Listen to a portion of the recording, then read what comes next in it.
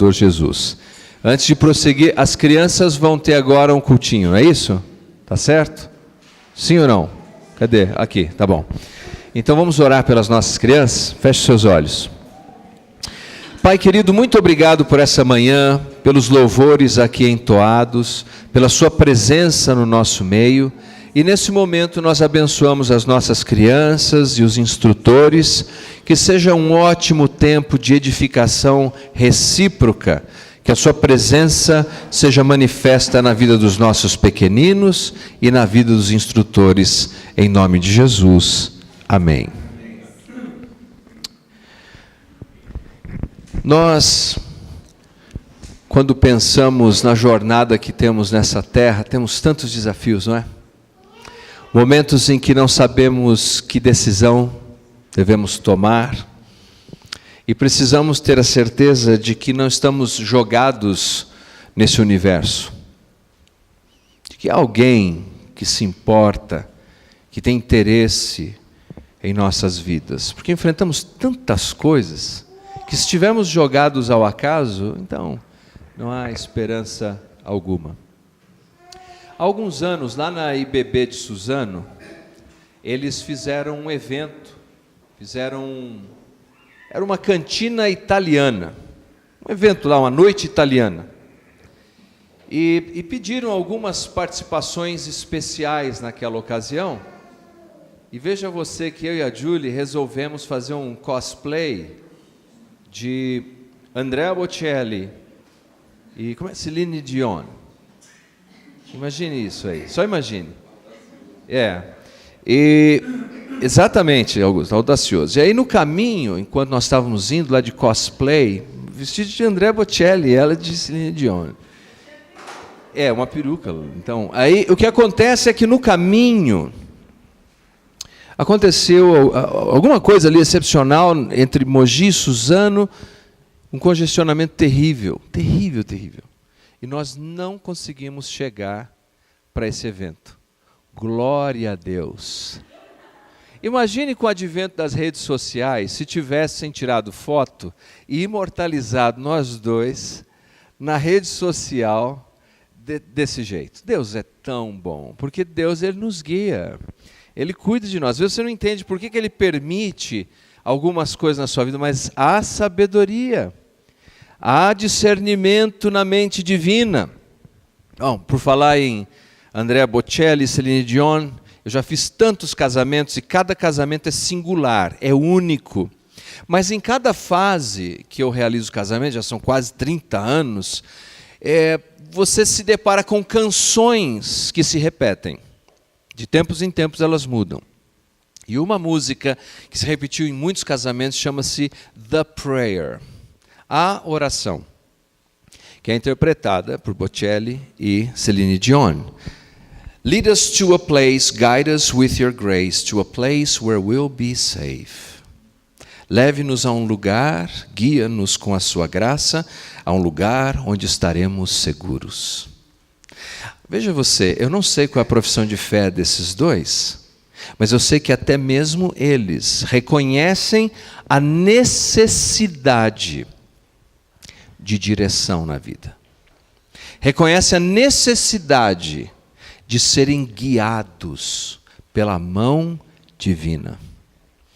Não é de admirar que o hino do cantor cristão, o 357, diga: guia, guia, sempre guia o Salvador, com ternura, com amor, guia-me o meu Redentor. Você não está jogado no universo. Deus guia a sua vida. Deus guia a sua vida. Veja, quando nós pensamos no que a Bíblia nos diz sobre Deus, sobre os seus atributos, as suas qualidades, a Bíblia nos diz que Deus é o Criador, Deus cria. E nesse sentido, Deus não é a sua criação, Ele está totalmente à parte dela. O termo técnico para isso é que Deus é transcendente, Ele está acima, Ele é maior, Ele está além da sua criação. Mas Deus, por assim dizer, colocou a sua impressão digital na criação. E na criação que chamamos de revelação natural, nós tateamos a grandeza e a existência e o poder desse Deus. Por isso o salmista diz no Salmo 19, os céus manifestam a glória de Deus e o firmamento anuncia a obra de suas mãos. Como alguém já disse, meus queridos, Deus está mais perto que a nossa respiração. Isso é imanência. Esse Deus tão grande que não é a criação, se revela a nós. Deus está mais perto que as nossas mãos. Deus está mais perto que os nossos pés. Deus está presente no broto que cresce no meio da geada. Lá em casa nós temos, nós não, abre parênteses, Julie tem, fecha parênteses, galinhas e pintinhos. E quando eu vejo aquela galinha correndo no quintal e os pintinhos correndo atrás dela, eu vejo a mão de Deus. Quando o galo sobe no muro de casa, a Julie tem galo também, e ele abre as suas asas e canta nas primeiras horas da manhã, eu ouço a graça de Deus ali presente. Quando o gato se enrosca nas nossas pernas, eu sinto o amor de Deus. Quando os nossos cãezinhos saltiteiam em todas as direções, expressando alegria, eu vejo a graça de Deus. Sim, nós quase temos uma arca de Noé em casa, é verdade. Em tudo isso eu vejo Deus está presente. Deus cria. Deus cria. Deus cria aquela última rosa do verão. Deus cria aquele pássaro que canta no primeiro momento da primavera. Deus cria. Deus está presente naquele ribombar do trovão que nos assusta. Deus cria. Mas Deus também guia. Amém? Ele não apenas cria, Ele guia. Se disséssemos que Deus apenas cria, o nome disso seria deísmo. É um Deus que dá corda num relógio e nos abandona a todos, mas não é assim. Deus continua em sua providência, amor, graça e misericórdia, nos guiando a todos. Nós mesmos estamos aqui nessa manhã, creio eu, porque aceitamos o convite eficiente do Espírito de Deus para que estivéssemos aqui celebrando o seu santo nome. Deus guia. E quando nós pensamos na revelação especial, é isso que encontramos. Encontramos Deus chamando Abrão e guiando ele para uma terra que ainda lhe mostraria. Encontramos Deus entrando no poderoso Egito e por meio de Moisés guiando um povo à liberdade. Encontramos Deus guiando José por meio de todos os seus infortúnios e dificuldades até ascender à posição de primeiro-ministro do Egito. É o Deus que cria, é o Deus que guia. O salmista diz no Salmo 80, versículo 1, ó pastor de Israel, dá ouvidos, tu que guias José. Salmo 72, 20 diz, guiaste o teu povo como um rebanho. Isaías 41 diz, como pastor ele apacentará o seu rebanho. E talvez o salmo mais conhecido sobre esse Deus que cria e esse Deus que guia é o Salmo O Senhor é o meu pastor. Salmo 23. Em alguns lugares a página está amarelada lá no balcão da padaria. O Senhor é o meu pastor. Ele cria, Ele guia. E quem personifica esse Deus tamanho que cria e guia? Nenhum outro, a não ser o nosso Salvador Jesus. Agora feita a minha introdução, abra, por favor, a sua Bíblia no Novo Testamento, no Evangelho segundo João, capítulo 10. João, capítulo 10. Mateus, Marcos, Lucas, João. Se você não tem uma Bíblia consigo, não se preocupe, eu vou fazer a leitura do texto. Nós vamos ler a partir do primeiro versículo. João, capítulo 10, a partir do primeiro versículo.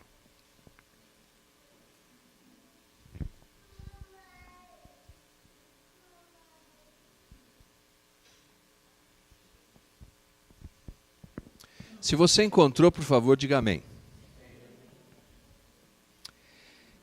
Em verdade vos digo, o que não entra pela porta no aprisco das ovelhas, mas sobe por outra parte, esse é ladrão e salteador. Aquele, porém, que entra pela porta, esse é o pastor das ovelhas. Para este, o porteiro abre, as ovelhas ouvem a sua voz, ele chama pelo nome as suas próprias ovelhas e as conduz para fora. Depois de fazer sair todas as que lhe pertencem, vai adiante delas, e elas o seguem, porque lhe conhecem a voz. Mas de modo nenhum seguirão o estranho, antes fugirão dele, porque não conhecem a voz dos estranhos. Jesus lhes propôs esta parábola, mas eles não compreenderam o sentido daquilo que lhes falava. Veja você que Jesus, nós vamos continuar lendo o texto, mas vamos considerar essa primeira parte. Veja que Jesus, personificado como esse Deus em carne, que é o Deus que cria e é o Deus que guia, que é o pastor, o divino pastor.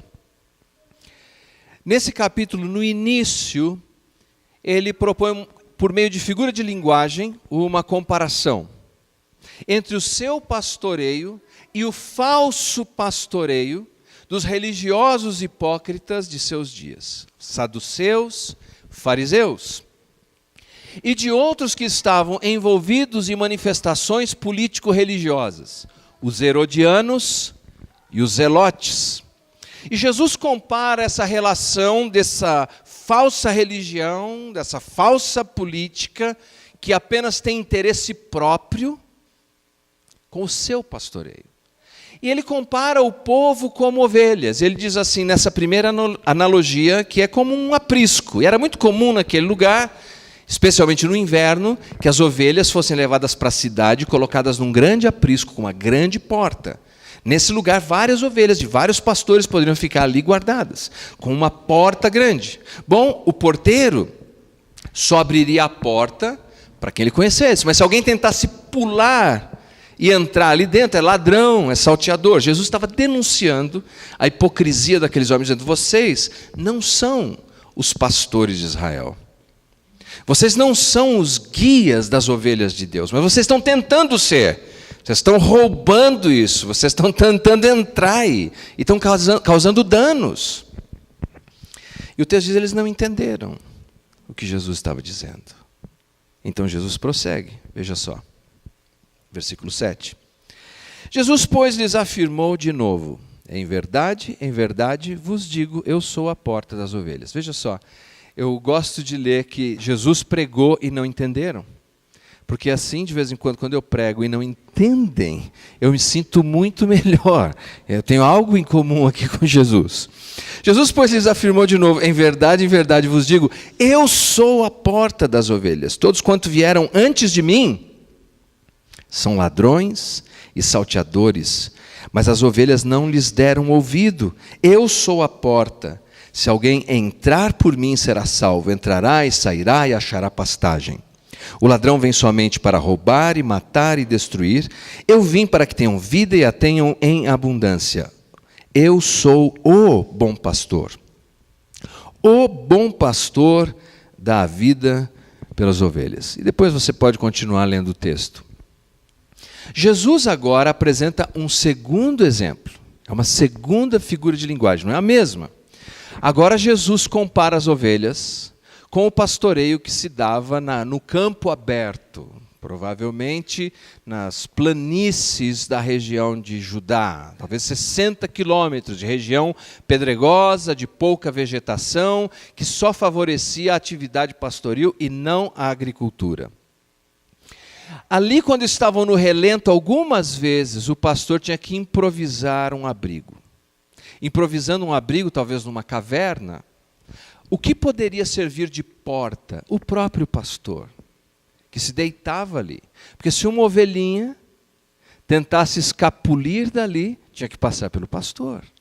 E se um predador tentasse entrar no aprisco das ovelhas, tinha que passar pelo pastor. O pastor é a porta.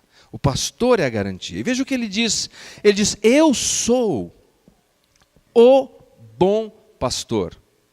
Artigo masculino singular. Jesus não disse eu sou um bom pastor.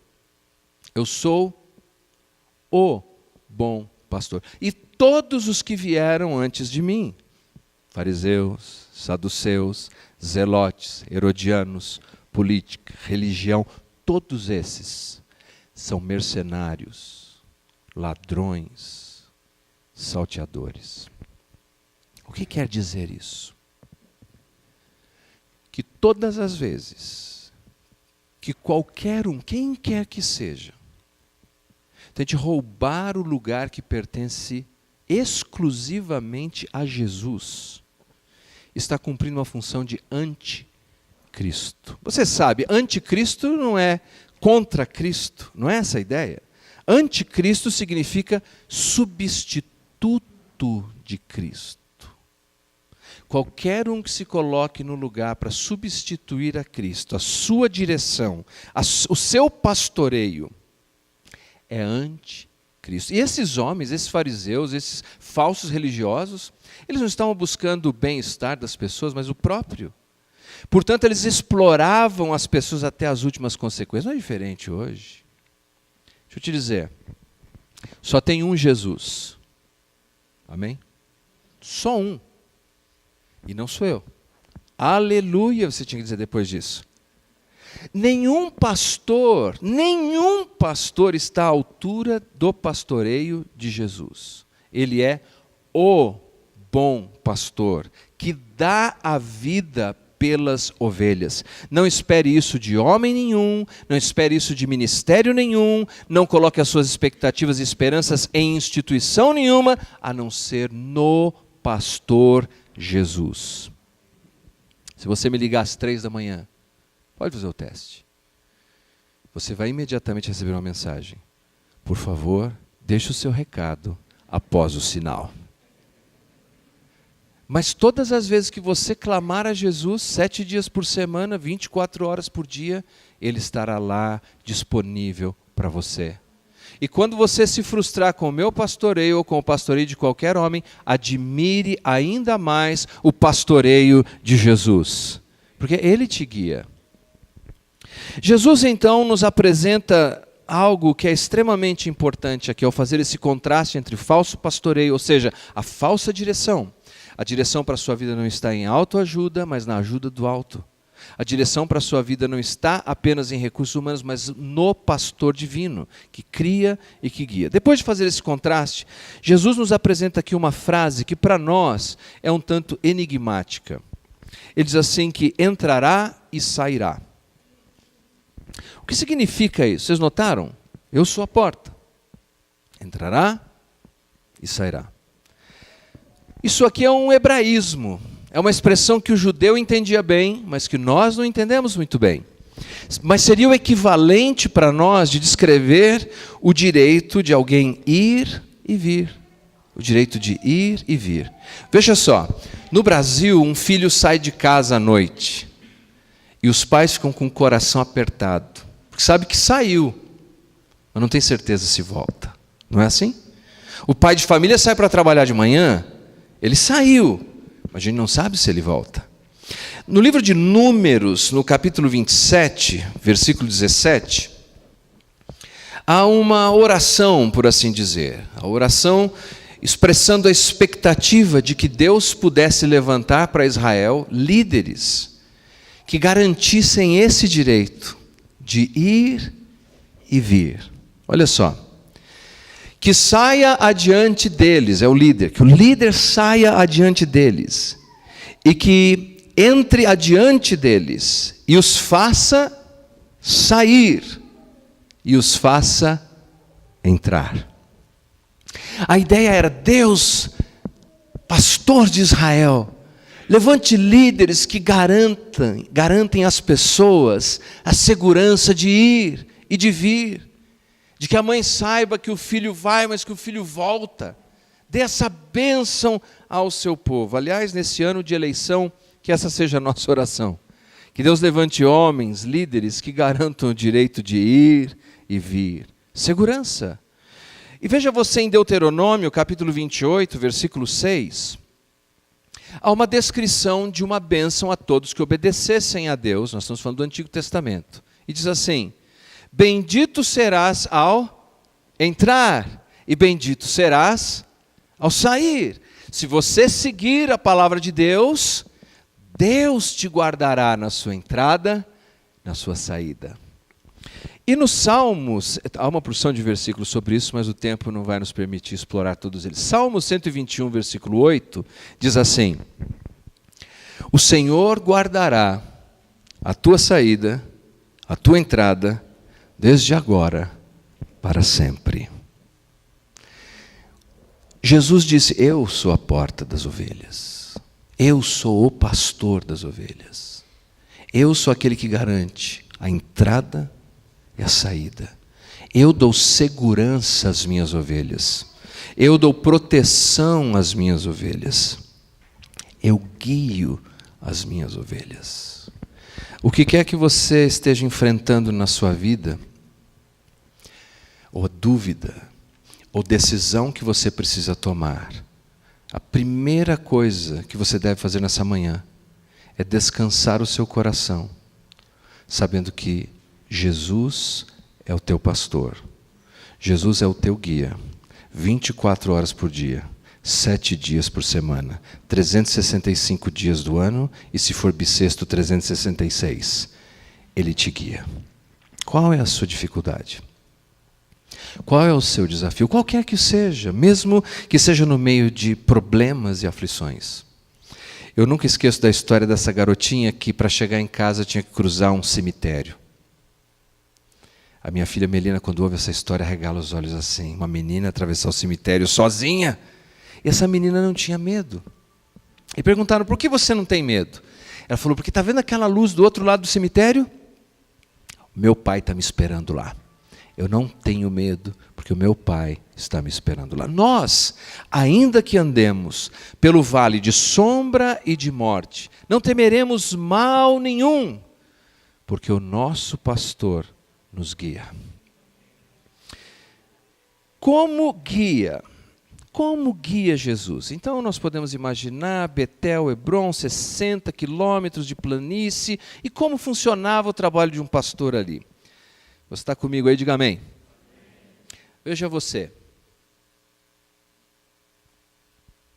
Um pastor tinha alguns equipamentos que ele carregava. Nós sabemos isso da história. Um deles, quem cresceu na roça aqui para eu ver?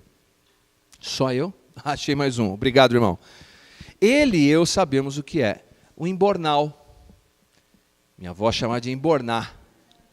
Que era uma sacolinha que você carregava.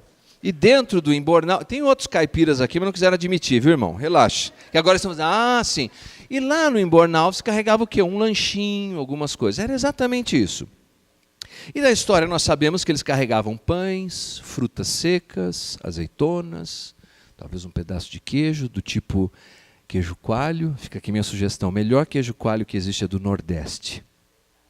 Se alguém for para o Nordeste e voltar, traz a minha encomenda. Aqui a gente não tem queijo tão bom como aquele. Era isso que ele carregava ali. Simples, básico. Como o pastor guia suas ovelhas, ou como Deus nos guia? Meus queridos, Deus guia com simplicidade. É simples. Eu vejo tantas coisas sendo inventadas, complicadas. Deus guia com simplicidade. Tem coisa que é pecado, tem coisa que não é pecado. Tem coisa que é moral, tem coisa que é imoral, há princípios e valores explicitados na Escritura, e você segue isso. E há coisas que são neutras, são questões de preferência, que ofendem a consciência de um, e se ofende não deve fazer, não ofende a consciência do outro, ele é livre para fazer, desde que não haja implicação moral ou pecaminosa. Simples. Deus nos guia com simplicidade. Inventam tanta coisa, Deus nos guia com simplicidade. Há um princípio que dizem assim, que se você ouvir atrás de você cascos de animais, não pense no unicórnio, ou é uma vaca ou é um cavalo. Simples. Não fique inventando coisas simples. Segunda coisa que nós sabemos é que que os pastores na época utilizavam um estilingue ou uma funda, uma boleadeira, para nós estilingue aqui na nossa região. E eles usavam isso para defender o rebanho e também para conduzir o rebanho, corrigir o rebanho. Abra, por favor, a sua Bíblia em Juízes, capítulo 20, versículo 16. Juízes, capítulo 20, versículo 16. Aqui nós vamos ver a precisão olímpica desses homens a usarem essa ferramenta. Juízes 20, 16. Se você encontrou, diga amém. Entre todo esse povo havia 700 homens escolhidos, canhotos, cada um dos quais podia com uma funda, um estilingue, atirar uma pedra e acertar o quê? Um fio de cabelo sem errar. Já pensou? Aí nós entendemos Davi. Quando vai enfrentar o Golias, ele apanha uma pedra e um estilingue, porque a habilidade deles era de acertar um fio de cabelo. Imagina acertar um gigante, com aquela cabeçona enorme dele. Fácil, Davi falou, é tão grande, como é que eu vou errar um gigante desse? Deus nos guia com precisão. Algumas vezes diz a história que um pastor usava a sua boleadeira para uma ovelha rebelde. Por exemplo, se uma ovelha começava a se afastar do rebanho, ele disparava e a pedra passava no nariz da ovelha. Era um alerta, cuidado, que vem disciplina. Nós sabemos quando estamos fazendo algo que está começando a nos tirar da direção de Deus. E por meio das circunstâncias, por meio do conselho de pessoas sábias, vem lá, passa na frente. Mas se a ovelha for muito rebelde, capaz de ter que levar uma pedrada da boleadeira do pastor. Lá em casa, na nossa Arca de Noé, nós tivemos uma ovelha.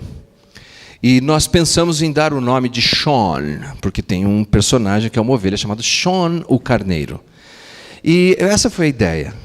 Mas só que não foi possível, porque a gente chamava Sean, ele Sean, o nome dele virou Bé. Criativo, não é? Mas se você tiver uma ovelha, você vai entender isso. Você chama de Sean, ele E qual era o problema? Ele é teimoso. Teimoso demais. Não obedecia. Você dava sinais e chamava e puxava, não obedecia. Eu tive que comer o Bé. Acabou. Tudo bem. Não comi. Eu não comi. Mas ele sofreu. Mas ele sofreu uma punição elevadíssima, que depois eu posso compartilhar com você, privadamente. O que eu quero dizer é que uma ovelha que é rebelde, o nosso problema não é tanto saber o que Deus deseja, porque Deus é preciso na sua direção. Deus é preciso. O nosso problema é a nossa rebeldia à direção de Deus. Não queremos fazer como Ele deseja. Deus guia com precisão. Mas Deus também nos guia. Deus nos guia com consistência. Por exemplo, diz que a vara era a outra ferramenta de um pastor. Essa vara era como se fosse um cacetete, alguns colocavam metais na ponta e normalmente não era utilizada na ovelha. Era utilizada contra os predadores, lobos e outros animais ferozes, para afastar. É excelente saber que o nosso pastor celestial tem vara. E essa vara é utilizada para afastar de nós todos aqueles que desejam nos tragar. Você está sob a proteção divina. Isso é uma grande bênção. Nós podemos enfrentar qualquer circunstância sabendo que Deus está conosco. Você aguenta um pouquinho mais? Amém? Um dos primeiros ministérios que eu tive, ainda na minha adolescência, talvez 14 anos de idade, chamava-se SOS da Madrugada. Talvez a Lilian, o Batata vão lembrar disso. E saíamos em alguns adolescentes, 14 anos, para fazer prospecções durante a madrugada e apresentar o Evangelho a pessoas que não conheciam. Prostitutas, usuários de entorpecentes. E numa dessas investidas, a propósito, se for fazer isso aqui, coloque um adulto supervisionando, nós não tínhamos nenhum. Só Jeová mesmo que estava conosco, que foi suficiente. Mas melhor não arriscar hoje. Veja só, no meio de uma dessas inserções ministeriais, nós nos deparamos com um grupo de usuários de entorpecentes. E ali um deles me perguntou, você está falando de Jesus. E se nós quisermos agora arrebentar com vocês aqui? Eu me lembrei dos amigos de Daniel. Olha, se Deus quiser nos livrar, Ele nos livrará. Se não quiser, nós vamos levar o cacete. E foi exatamente o que eu disse a ele. Eu falei, olha, eu creio e é isso. E desculpem a linguagem, eu estou repetindo exatamente o que aconteceu naquele contexto. E graças a Deus, aprove ao Senhor nos proteger. E aí oramos com aqueles moços e falamos de Jesus para aqueles moços. Deus, Ele está no controle. Eu não vou fazer um spoiler, porque hoje à noite eu vou falar no Motorama sobre Deus é o nosso escudo. Mas é outra coisa. Deus tem uma vara com a qual Ele nos protege. Nada pode acontecer conosco sem a divina permissão. Você crê nisso? Ele cuida de você, Ele cria, Ele guia. Bom, e finalmente, Deus tem um cajado, o bordão, é diferente da vara, embora algumas traduções apresentem como a mesma, mas são duas ferramentas distintas. Em Ezequiel capítulo 20, versículo 37, diz, far-vos-ei passar debaixo do meu cajado e vos sujeitarei à disciplina da aliança. Quer dizer que Deus nos guia com correção. Você como ovelha de Jesus, se você fizer o errado, espere a correção divina. Se você fizer o errado e não vem correção divina, é porque provavelmente você não é ovelha de Jesus. Se você é filho de Deus, você fizer algo errado, deve esperar a correção divina. Se não vem correção divina, você não é filho dele. Então Deus nos guia com todos esses princípios, com simplicidade, Deus nos guia com precisão, Deus nos guia com proteção, Deus nos guia com correção. E finalmente, a voz com que Deus nos guia, a sua vocalização. As ovelhas conhecem a voz, o assovio do seu pastor. As minhas ovelhas ouvem a minha voz, eu as conheço, elas me seguem. Capítulo 10, versículo 27. Conhecer a voz do pastor. Quantos querem conhecer a voz do pastor Jesus? Por favor, levante sua mão. Muito bem. Você precisa casar-se com a Bíblia. Você precisa casar com a Bíblia, porque o pastor revela a sua voz e a sua vontade, por meio da Escritura. A Bíblia não pode ser um estranho, ou apenas um conhecido, alguém que você saúda de vez em quando. A Bíblia deve ser alguém que está com você o tempo todo, alguém que você sauda de manhã e conversa o dia inteiro. Porque isso vai moldar a sua mente, a sua sensibilidade, para reconhecer a voz do seu pastor. Eu gostaria de propor um desafio para você. Se você tem decisões para serem tomadas, importantes, separe um tempo, tranquilo. Leve a Bíblia com você. O Evangelho de João, talvez. E leia. Sem interrupções, leia com calma. Duas coisas podem acontecer. Uma, você terá clareza da decisão que deve ser tomada. Duas, a dificuldade em tomar decisão será substituída por paz. Você terá tranquilidade, mesmo quando não entende ainda o que deve ser feito. Porque se você não entende ainda o que deve ser feito, então talvez nada deva ser feito naquele momento. Lembram do povo de Israel? A nuvem levantava e ia, eles seguiam a nuvem parava, eles paravam. Algumas vezes a gente quer ir antes da nuvem ir, a gente quer parar antes da nuvem parar. Gaste um tempo conhecendo as Escrituras e deixe que a sua mente seja renovada pela palavra de Deus. Então, e só então, você vai conhecer a voz do seu pastor. Eu quero fechar com a reclamação de um arquiteto. Ele disse que o problema dele é, as pessoas me procuram, eles dizem, você pode construir uma casa? Posso. Mas em pouco tempo elas revelam que não querem que ele construa uma casa. Elas querem construir uma casa e querem que ele assine a planta. Não é assim que fazemos com Deus. Nós já trazemos o plano pronto, como queremos que aconteça, e esperamos que Ele nos dê apenas um carimbo de aprovação. Meus queridos, Deus cria, Deus guia. Deus é o nosso pastor. Vamos nos colocar em pé e vamos orar.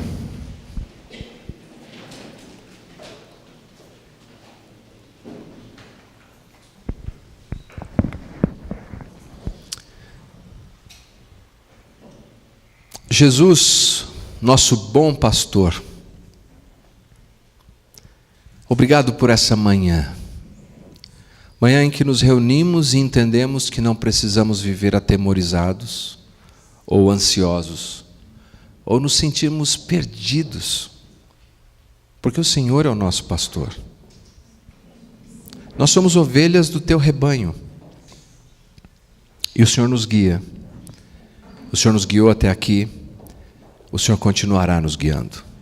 Há pessoas aqui nessa manhã que estão com dificuldades, Pai, em momentos difíceis, e não sabem o que devem fazer, que possam encontrar descanso em Ti. Há outros que estão atemorizados por circunstâncias ameaçadoras, que possam entender e confiar na Tua proteção. Obrigado, Pai, porque nós temos pastoreio, nós não estamos jogados nessa terra, e aquele que começou a boa obra em nossas vidas vai completá-la até aquele glorioso dia de Cristo. Abençoa os meus irmãos e irmãs, em nome de Jesus. Amém. Você recebe a palavra de Deus nessa manhã? Amém. Deus abençoe vocês.